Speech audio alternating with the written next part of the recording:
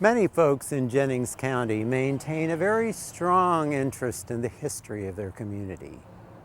Today, you can easily find the echoes of the Civil War and the boyhood home that nurtured one of Indiana's legends in this bucolic setting. Formally organized in 1817, several land grants were given to people who had served in the United States War of Independence. A number of families who moved to the area were members of the Quaker faith. You may be familiar with many of the works by local author Jessamine West, a Jennings County native who wrote the Friendly Persuasion stories, which often focused on the ethical dilemmas faced by people committed to peace who lived in a world that included slavery and bloody civil war. The Jennings County Historical Society, adjacent to the Courthouse Square in Vernon, celebrates the colorful past of this Hoosier community. Located in a former coaching inn, the museum features exhibits ranging from arrowheads to artifacts produced in the community during the 20th century. To better serve the area, the Historical Society offers a wide variety of annual events that help the members of the community celebrate its diverse history.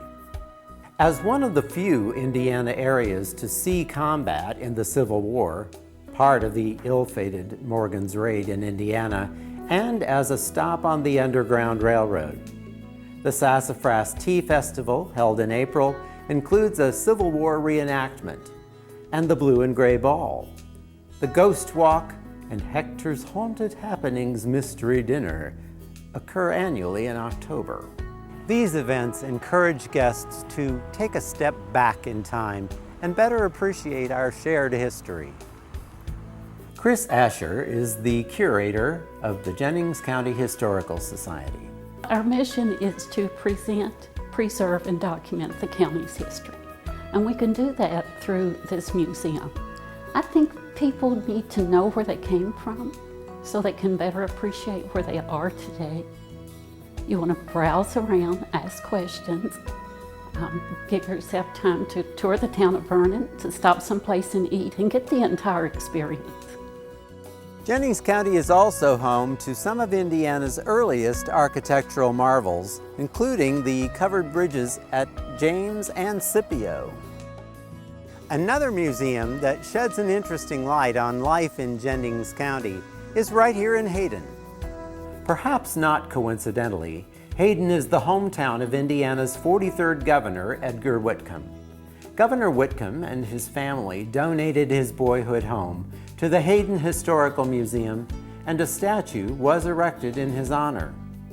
The family had already donated another building and land to the museum that details how Hoosiers lived in Hayden throughout various decades of the 20th century. Roger Ruddick and Patrick Sullivan are with the museum. We started the Hayden Museum in 1990. At the same time, we started the Grade School History Club, which includes the 4th, 5th, and 6th graders from Hayden Elementary. We wanted to present a 3-year study program for them to learn what they could about the local history. You can tell them stories about the history of the community, but when you relate and give them artifacts to see and pictures to go along with those stories, they better understand and appreciate the local history.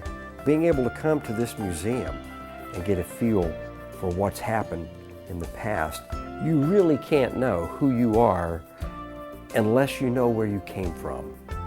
And what better place to start than right here in your own community. The museum's Hayden History Days, held annually on the Saturday of Labor Day weekend, allows visitors to stroll through the exhibits, including the transplanted Sinclair gas station from US 50, to pick up a cold soda pop or piece of candy a la Hayden, 1947. These two organizations provide a bridge to Indiana's past and preserve our heritage for generations to come. For SAVOR Indiana, I'm Kevin Gardner.